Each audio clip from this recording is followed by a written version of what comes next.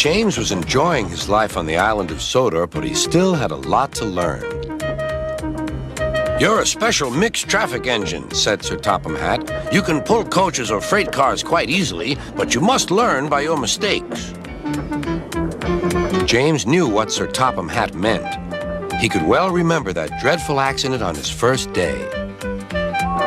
"Be careful with the coaches, James," said kind little Edward. "They don't like being bumped." Everyone came to admire James. "I'm really a splendid engine," he thought, and suddenly let off steam. Whoosh! A shower of water fell on Sir Topham's nice new top hat. Just then the conductor blew his whistle, and James thought they had better go. Go on, he puffed to Edward. Don't push, replied Edward. The coaches were grumbling too. Don't go so fast, don't go so fast.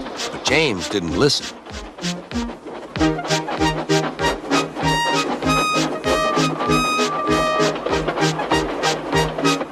When at last they stopped at the next station, two coaches were beyond the platform. They had to go back to let the passengers out. But no one seemed to know about Sir Topham's new hat, so James felt happier. Presently, they came to the station where Thomas was waiting with his two coaches. Hello, James, said Thomas. Feeling better? That's good. Oh, that's my conductor's whistle. I must go. I don't know what Sir Topham Hatt would do without me to run this branch line. And he puffed off importantly. Edward and James passed the field where James had had his accident.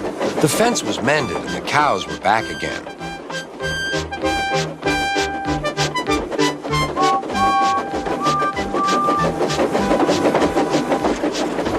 They ended their journey and rested before setting off for home.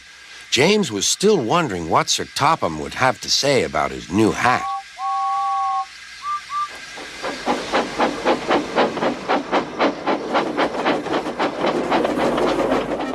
Next morning, he spoke severely to James.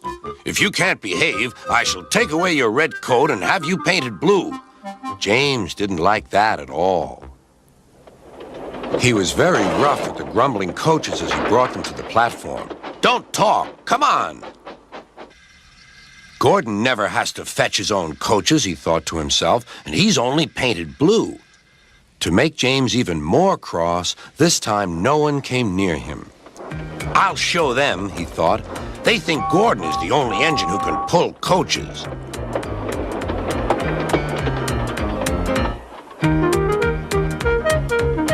Hurry, hurry, hurry, puffed James. You're going too fast, replied the coaches. James laughed and tried to go faster, but the coaches wouldn't let him. We're going to stop, we're going to stop.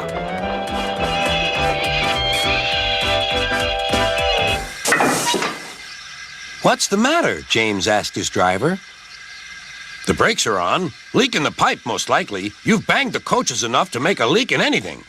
How shall we mend it? Said the conductor. We'll do it with newspaper and a leather bootlace, replied the driver. Well, where is the bootlace coming from? Asked the conductor. Ask the passengers, said the driver.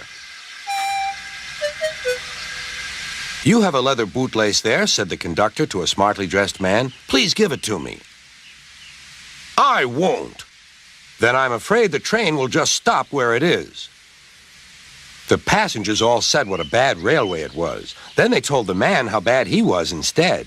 Everyone was very cross. At last, he handed his laces over. The driver tied a pad of newspaper tightly round the hole in the brake pipe, and James was able to pull the train.